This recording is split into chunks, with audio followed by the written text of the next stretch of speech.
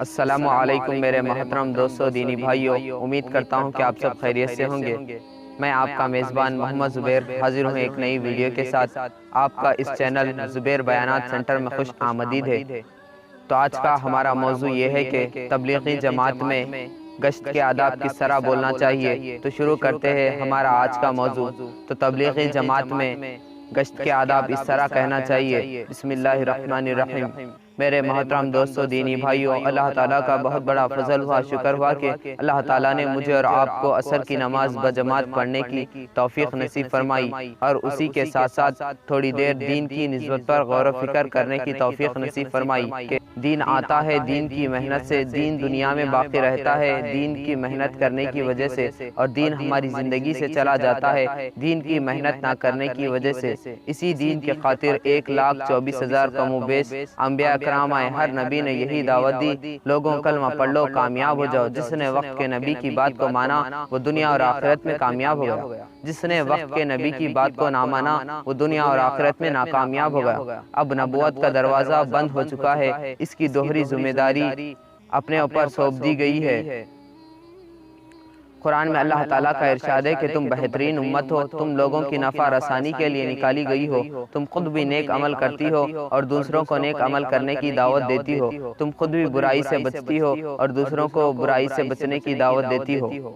اب آنے والا عمل گشت کا عمل ہے۔ گشت میں 4 اعمال ہوتے ہیں، 3 مسجد کے اندر اور 1 مسجد کے باہر۔ 3 مسجد کے اندر یہ ہے کہ درمیانی بات دعا ذکر اور استقبال۔ درمیانی بات والے ساتھی کا کام یہ ہے کہ بیٹھے ہوئے ساتھیوں کا ذہن بنائے، صحابہ کی قربانیاں بتائے تاکہ وہ مغرب میں آنے والے تقاضوں پہ لبیک کرنے والے بنے، اور بات اس طرح کرے کہ آئے ہوئے ساتھی کو اس طرح معلوم ہے کہ بات ابھی شروع ہوئی ہے، اور بیٹھے ہوئے ساتھیوں کو اس طرح معلوم ہو کہ بات ابھی ختم ہونے والی ہے۔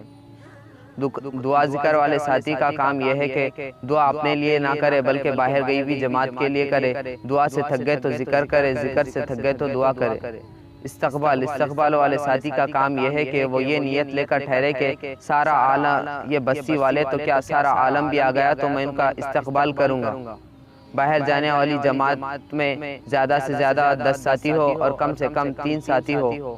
پہلا امیر، رہبر، متکلم۔ امیر صاحب کا کام یہ ہے کہ دعا کرا کر لے کر جائے، راستے کا حق ادا کرتے ہوئے لے کر جائے، ایک بازو سے لے کر جائے، راستے میں کوئی تکلیف دہ چیز ہے تو اسے ہٹا کر لے کے جائے، اور گلیوں میں گزرے تو تیسرا کلمہ اور بازار سے گزرے تو چوتھا کلمہ پڑھے، اور پردوں کا خاص خیال رکھے۔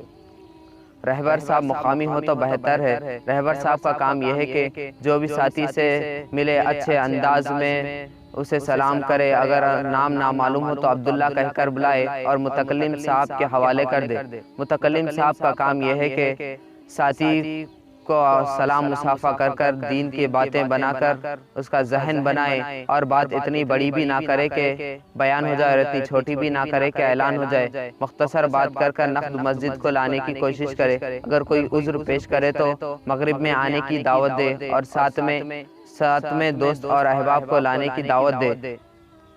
یہ گشت کی فضیلت یہ ہے کہ اس میں 1 مرتبہ قدم ڈالیں گے تو 700 مرتبہ قدم ڈالنے کا ثواب ہے۔ 1 مرتبہ سبحان اللہ کہیں گے تو 7 لاکھ مرتبہ سبحان اللہ کہنے کا ثواب ہے۔ اور اس میں جو بھی گرد و غبار لگتی ہے، جہنم کی آگ تو کیا اس کا دھواں بھی نہیں چھو سکتا، اور آتے وقت ندامت کے ساتھ استغفار کرتے ہوئے آئے، کیونکہ نبیوں والا کام تھا، جس طرح کرنا تھا اس طرح نہیں کر سکے، آئندہ بار اس سے اچھی طریقے سے کرنے کی نیت لے کر آئے۔ سب کریں گے نا بھائی؟ تو امید کرتا ہوں کہ آپ دوستوں کو یہ ویڈیو پسند آئی ہوگی۔ پسند آئی تو لائک کیجئے، شیئر کیجئے، اور اگر آپ ہمارے چینل پر نئی ہیں تو ہماری ہر ایک نئی آنے والی ویڈیو کے لیے ہمارے چینل کو سبسکرائب کریں، اور ساتھ میں موجود گھنٹی کے بٹن پر دبا دیں تاکہ ہماری ہر ایک ویڈیو کی نوٹیفیکیشن آپ تک پہنچ سکے۔ آج کے لیے اتنا ہی کافی ہے، اجازت دیجیے۔ سانسوں نے وفا کی تو انشاءاللہ اگلی بار ایک اور ویڈیو لے کر آپ کی خدمت میں حاضر رہوں گا۔ تب تک کے لیے اللہ حافظ۔ اللہ آپ کا حافظ و نگہبان رہے۔